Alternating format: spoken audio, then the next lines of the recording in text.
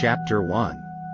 Now it came to pass, in the days when the judges ruled, that there was a famine in the land. And a certain man of Bethlehem, Judah, went to dwell in the country of Moab, he and his wife and his 2 sons. The name of the man was Elimelech, the name of his wife was Naomi, and the names of his 2 sons were Mahlon and Kilion, Ephrathites of Bethlehem, Judah. And they went to the country of Moab and remained there.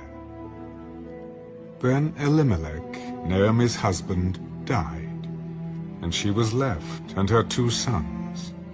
Now they took wives of the women of Moab. The name of the one was Orpah, and the name of the other Ruth. And they dwelt there about 10 years. Then both Mahlon and Kilion also died. So the woman survived her 2 sons and her husband. Then she arose with her daughters-in-law, that she might return from the country of Moab. For she had heard in the country of Moab that the Lord had visited his people by giving them bread.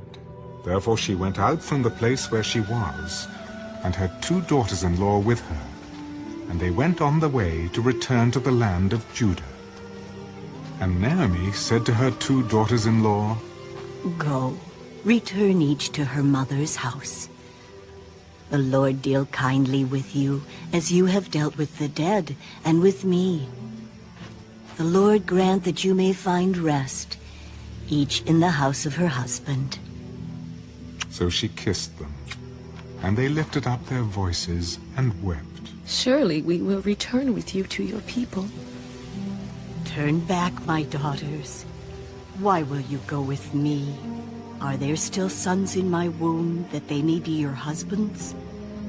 Turn back, my daughters. Go, for I am too old to have a husband. If I should say I have hope, if I should have a husband tonight and should also bear sons, would you wait for them till they were grown? Would you restrain yourselves from having husbands? No, my daughters. For it grieves me very much for your sakes that the hand of the Lord has gone out against me. Then they lifted up their voices and wept again. And Orpah kissed her mother-in-law, but Ruth clung to her. Look, your sister-in-law has gone back to her people and to her gods. Return after your sister-in-law. Entreat me not to leave you, or to turn back from following after you. For wherever you go, I will go. And wherever you lodge, I will lodge. Your people shall be my people, and your God, my God. Where you die, I will die, and there will I be buried. The Lord do so to me, and more also, if anything but death parts you and me. When she saw that she was determined to go with her, she stopped speaking to her.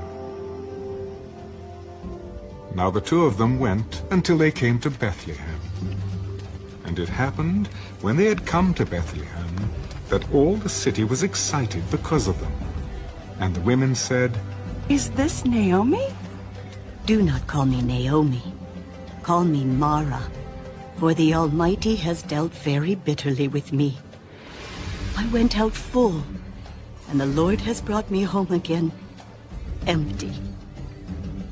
Why do you call me Naomi, since the Lord has testified against me, and the Almighty has afflicted me? So Naomi returned, and Ruth the Moabitess, her daughter-in-law, with her, who returned from the country of Moab. Now they came to Bethlehem at the beginning of barley harvest.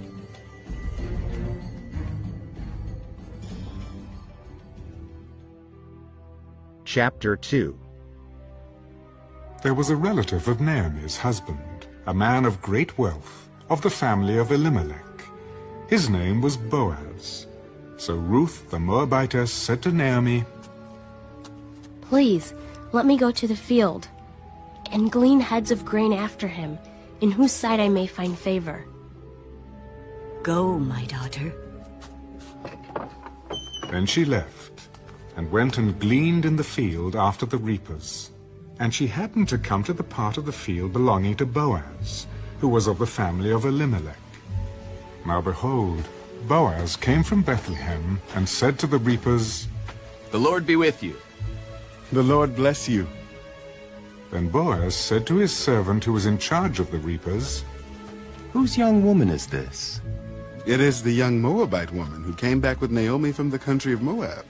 And she said, 'Please let me glean and gather after the reapers among the sheaves.'